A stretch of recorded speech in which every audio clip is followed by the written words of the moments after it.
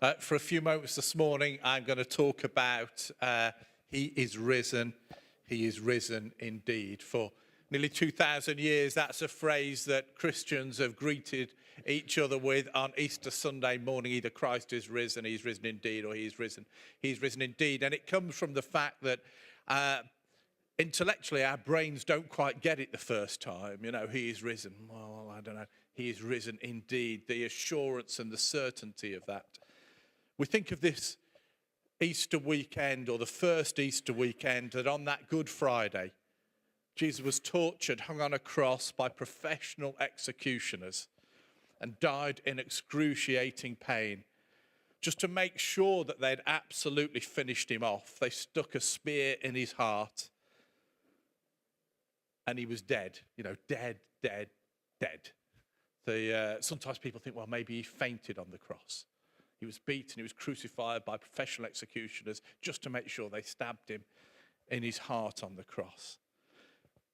And then you see the reality was for the followers of the time, for the people that had started to put their trust in Jesus, in the moment that he died, all hope died with him. And then some people were just confused by it. What did all that mean for the last 3 years when we saw the miracles and we heard the teachings and we were introduced to a new way of life, and it seemed like hope was beginning to rise in our hearts, that there's a Savior has arrived. And then he gets killed on a cross, and with him all their expectation, all their hope, all their confidence just died with him and left them in a place of incredible confusion.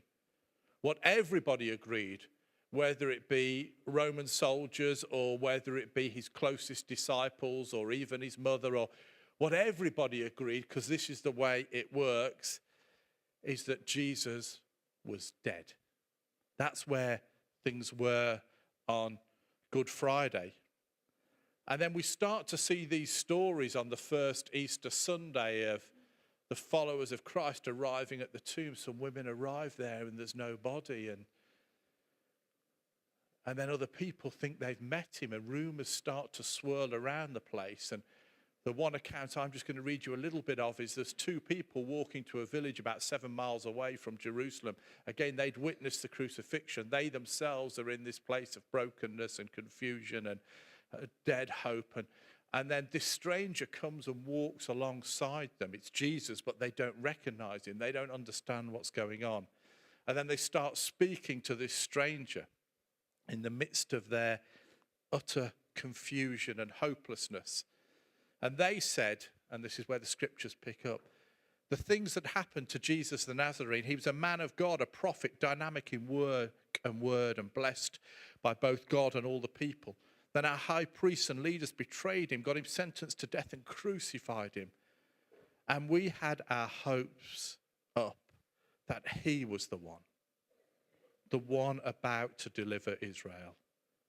And it is now the third day since it happened, but now some of our women have completely confused us. Early in the morning, they were at the tomb and they couldn't find his body. They came back with the story that they had seen a vision of angels who said he was alive. Some of our friends went off to the tomb to check and found it empty, just as the women said, but they didn't see Jesus. I don't know if something of the confusion and the questioning of the story just impacts us this morning. But the truth is, 2,000 years on, the questions are still the same today as they were then, in the respect of who is this Jesus? Some of us come to that point of saying, well, we had hoped. We'd heard rumors. We thought maybe Jesus was the one who was going to change our lives. Ultimately, most of them were in that state of confusion because they become followers of Jesus because they wanted him to do what they wanted him to do. They still hadn't got the message after 3 years that he was the King of Kings and Lord of Lords. And I think Judas, of all the people, who gets a pretty hard time in the scriptures, personifies this the most. He betrays God that is love with a kiss. The irony of that moment is incredible. That Jesus is betrayed with a kiss. And all he'd done for 3 years is demonstrate love. But Judas was just wanting to get the rebellion going. If you like, Judas had carried a prayer in his heart. Jesus, will you do the things that I want you to do? He'd never reached that point in his heart of saying, Jesus, I'll do what you want me to do. And so he'd carried this hope, but it was one of quite a bit of confusion.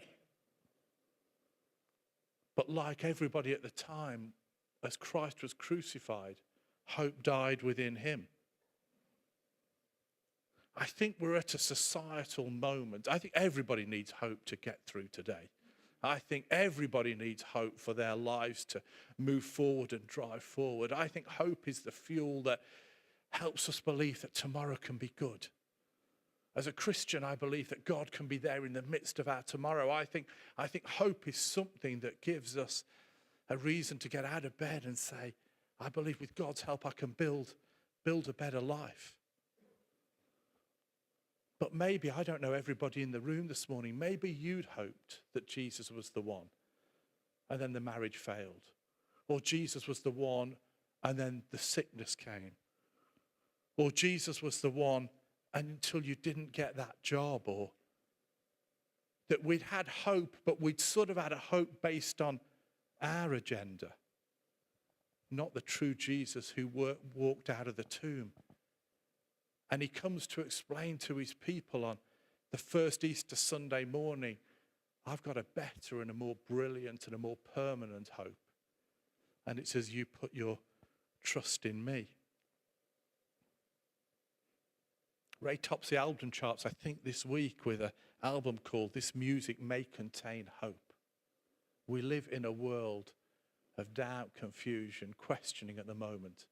And I want to say to us all in the room, with Jesus, we have an incredible hope.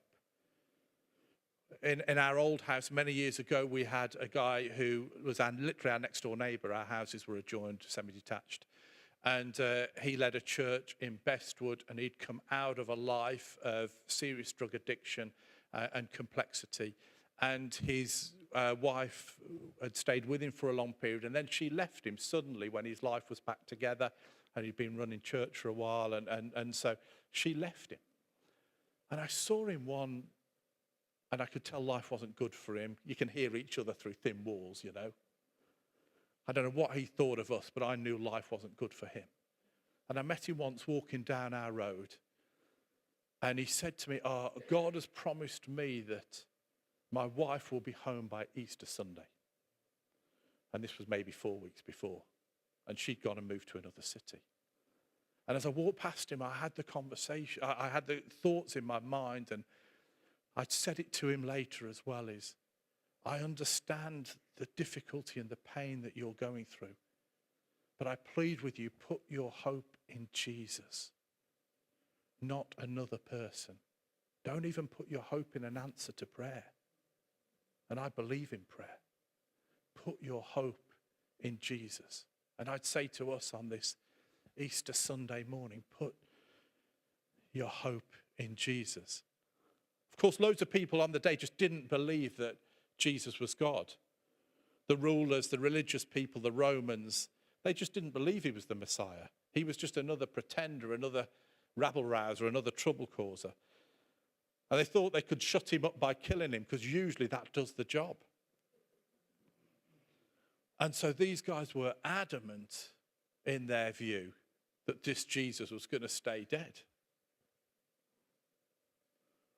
And there'll be some in the room, maybe even this morning, that are utterly convinced that Jesus isn't God. And yet, one of the realities that we can come to know as a Christian is that in the nicest way, what I believe about God doesn't change who God is. He's still God. A few years ago, a lady was buying food for a food bank, and she bought everything off the list in the supermarket and handed it over to the people and said to them at least 3 times in the conversation, you know, I'm an atheist, you know. I'm an atheist, you know. I'm an atheist, you know. And I thought, what a strange thing to say in the midst of such incredible kindness. You know, shaming probably many Christians that are doing their Easter shopping without thinking about it. I'm an atheist, you know. And we can hold any view we want. That's absolutely valid. But we celebrate as Christians on Easter Sunday, whatever the myriad of views about God, and many do not believe in him in the slightest, he's still God. He's still God. And he proved it by walking out of a tomb.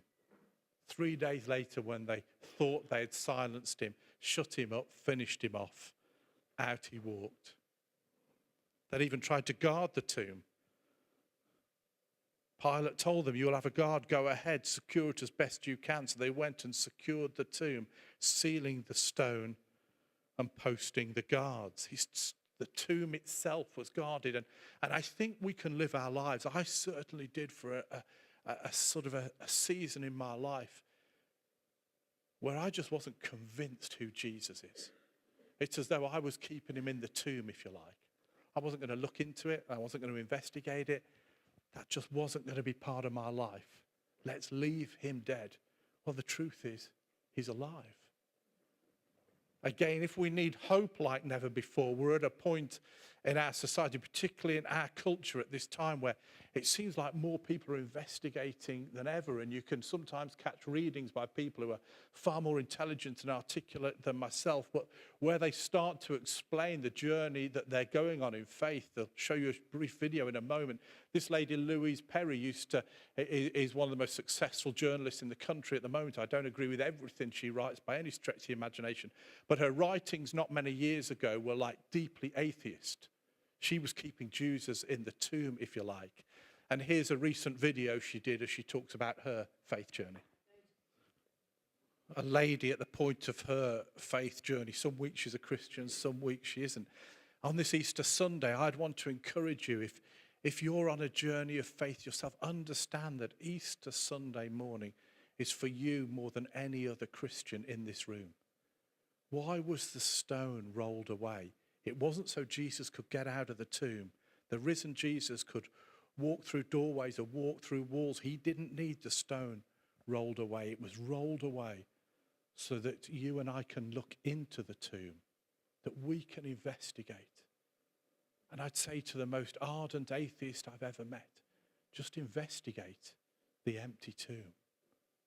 Just have a think about it for yourself, because I believe Jesus walked out of that tomb for you as much as anybody else.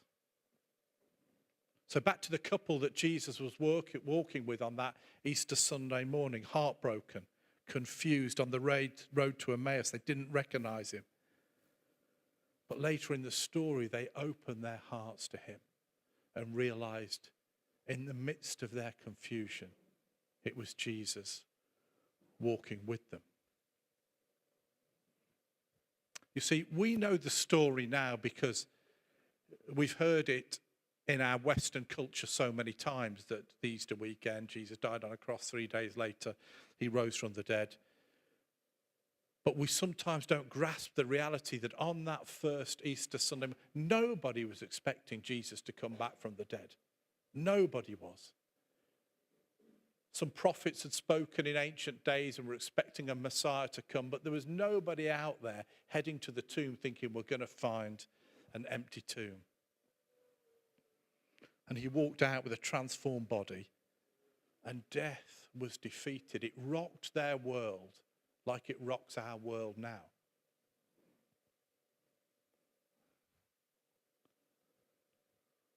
That as he walked out the tomb, it's as though hope was birthed again for humanity. As he walked out the tomb, it's as though we can embrace the life that we were born to live.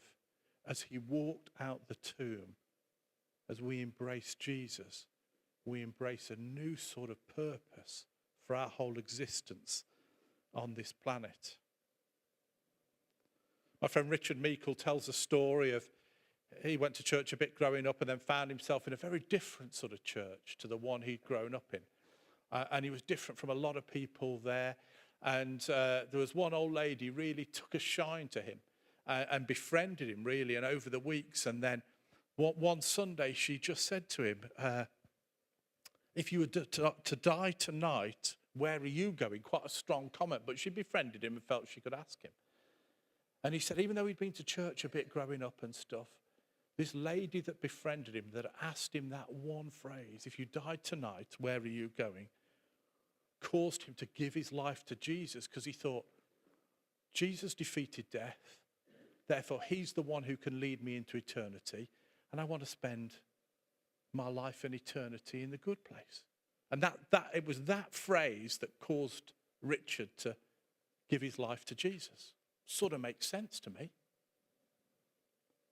But actually, when Jesus walked out of the tomb, that isn't the sort of thing he said. He didn't seem to talk about eternity much at all. Even though he'd just defeated death and he now had the keys of life and death in his hands, that isn't actually what he talked about much, which I think is quite surprising maybe for some of us, but maybe not, because when we catch something of the heart of Jesus. Let me read you some of the conversations that he had as he walked out of the tomb and for the 40 days when he made appearances afterwards. This is the resurrected Jesus. Jesus, undeterred, went right ahead and gave his charge. God authorized and commanded me to commission you, this is to his followers, go and train everyone you meet far and near in this way of life, marking them by baptism in the threefold name of Father, Son, and Holy Spirit. Then instruct them in the practice of all I've commanded you. I will be with you as you do this, day after day, right until the end of the age. Then he said, go into the world, go everywhere and announce the message of good news to one and all. Then he says, what comes next is very important. I am sending what my Father promised to you, to stay here in the city until he arrives, until you are equipped with power from on high. The disciples, seeing the master with their own eyes, were exuberant. Jesus repeated the greeting, peace be with you. Just as the Father sent me, I send you. Then he breathed. Then he took a deep breath and breathed into them, receive the Holy Spirit.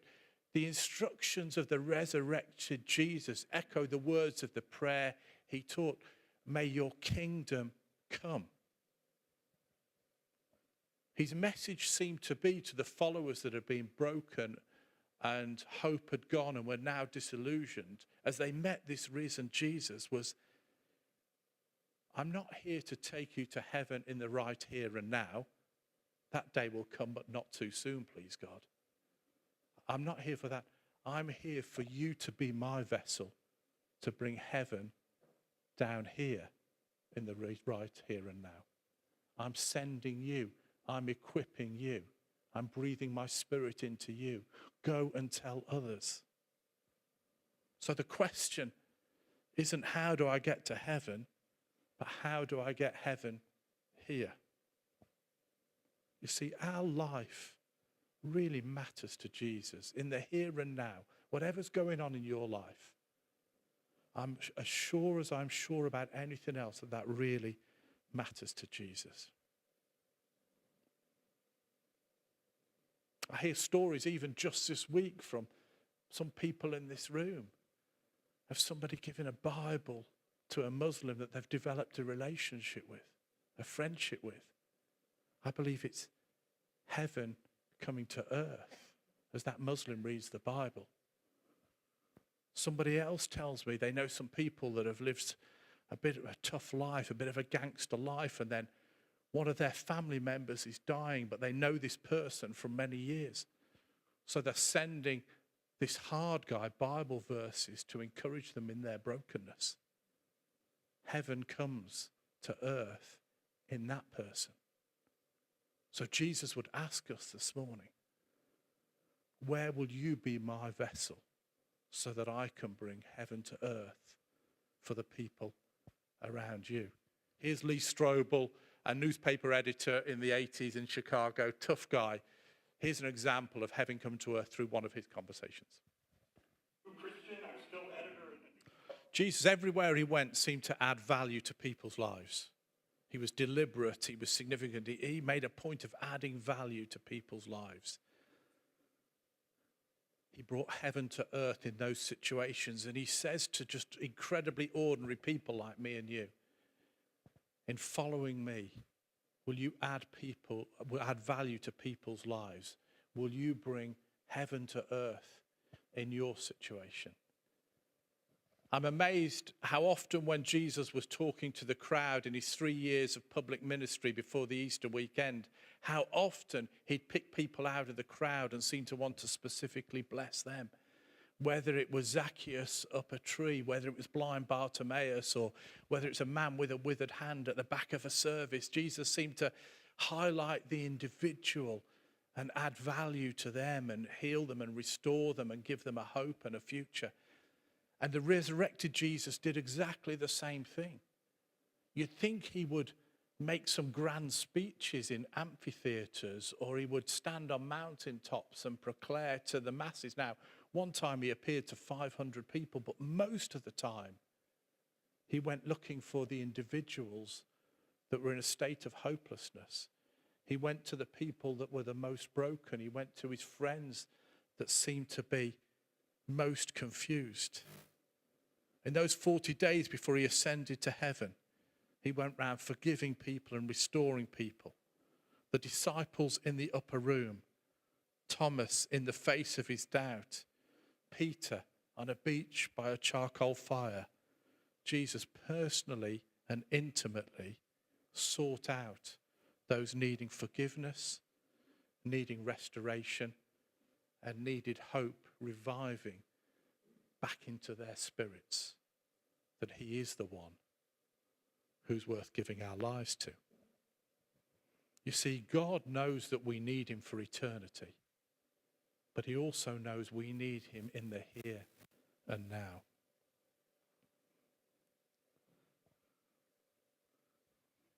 It's a new way of living, a new sort of life where Jesus becomes the focal point of our existence. You see, the empty tomb is there to convince me and to convince you that he's the most trustworthy person who ever lived. The way he acted, the things he said, were all confirmed. It was like the underlining statement. I'm the one who's defeated death, therefore that's how I could do all the things I've done.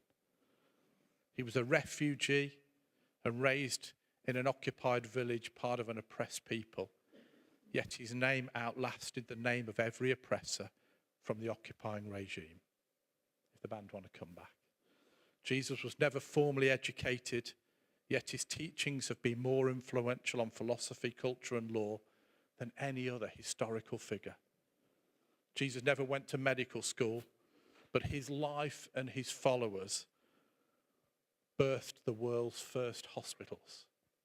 Jesus never married or had children, but his life and followers invented orphanages and fostering and adoption. Jesus never wrote a book, but he has been the subject of more literature than any other historical figure. Jesus' life was cut tragically short, but became the dividing point of our calendar. Jesus intentionally lived a quiet, small life, yet his life rippled further and louder than any other. And as we look at history, there isn't even a close second to who has impacted this planet. He's by far the most influential figure. Jesus was the friend of sinners, the forgiver of betrayers, the advocate for the voiceless, and the pursuer of the lost and wandering. And the empty tomb convinces me that he defeated the greatest enemy, which is death itself. Therefore, he is the most trustworthy figure who's ever lived. And I encourage us to put our trust, put our life in him. Can I just pray for a moment? If it just helps you, just close your eyes just for a second.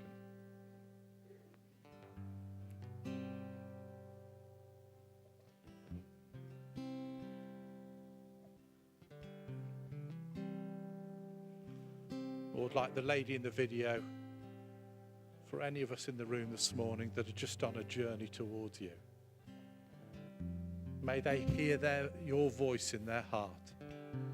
just calling them to investigate the empty tomb.